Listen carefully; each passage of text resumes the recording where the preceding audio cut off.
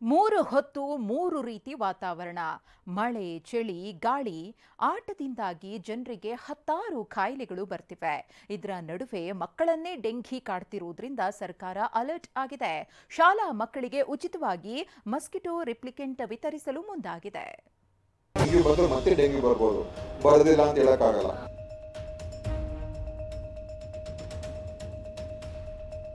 Cold ಏರಿಂದ ಬಾಡಿಯಲ್ಲಿ effect ಆಗುತ್ತೆ, ಎಲ್ಲ ಸಿಸ್ಟಮ್ಗೆ ಎಫೆಕ್ಟ್ ಆಗುತ್ತೆ.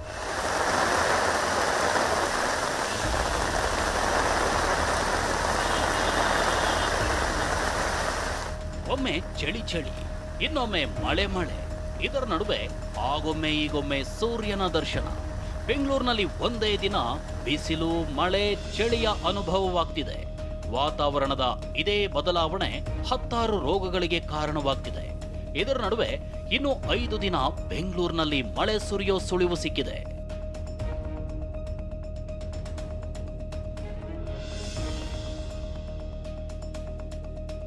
ಮಳೆ, ಚಳಿ, ಬಿಸಿಲು, ಒಂದೇ ದಿನ 3 ರೀತಿ ಹವಾಮಾನ. ಇನ್ನು 5 ದಿನ ಬೆಂಗಳೂರಿನಲ್ಲಿ ಮಳೆಯ ಅಲರ್ಟ್.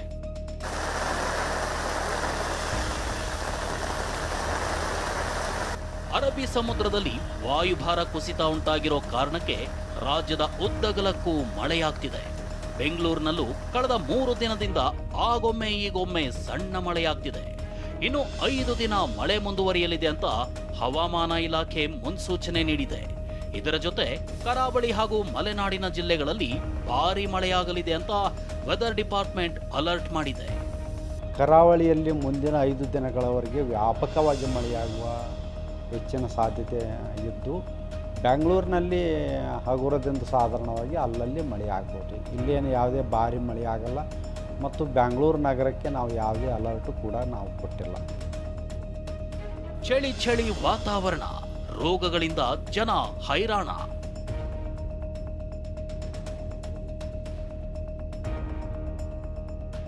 ಒಂದು ವಾರದಿಂದ ಮೋಡ ಕವಿದ ವಾತಾವರಣ ಇದ್ದು, ನಗರದಲ್ಲಿ ಗರಿಷ್ಠ ತಾಪಮಾನ 23 ಡಿಗ್ರಿಗಿಳಿದಿದೆ.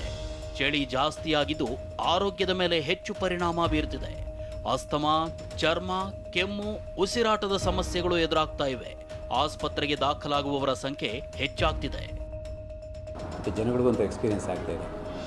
ಕೋಲ್ಡ್ ಏರಿಂದ ಬಾಡಿಯಲ್ಲಿ ಮೇಲೆ ಎಫೆಕ್ಟ್ ಆಗಿರುತ್ತೆ, ಎಲ್ಲ ಸಿಸ್ಟಮ್ಗೆ ಎಫೆಕ್ಟ್ ಆಗುತ್ತೆ. ಲಂಗ್ಸ್ಗೆ ಅಂತಲ್ಲ, ನರ್ವಸ್ ಸಿಸ್ಟಮ್ಗೆ ಆಗ್ಬೋದು, ಕಾರ್ಡಿಯಕ್ ಆಗ್ಬೋದು, ಅಥವಾ ಮಾಮೂಲಿ ಚರ್ಮ ಅದಾಗಿರ್ಬೋದು, ಕಿವಿಗಾಗಿರ್ಬೋದು, ಸೊ CNS ಅಂದರೆ ನರದ ಇದಕ್ಕಂತೂ ಇದಾಗೋದು.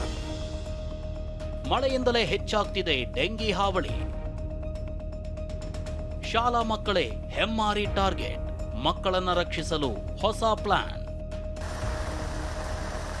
ಮಳೆ ಹೆಚ್ಚಾದಂತೆ ಬೆಂಗಳೂರಿನಲ್ಲಿ ಡೆಂಗಿ ಹಾವಳಿಯೂ ಹೆಚ್ಚಾಗ್ತಿದೆ.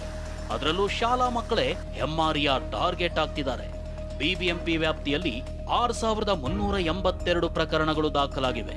ಇದರಲ್ಲಿ 60% ಮಕ್ಕಳೇ ಇದ್ದಾರೆ.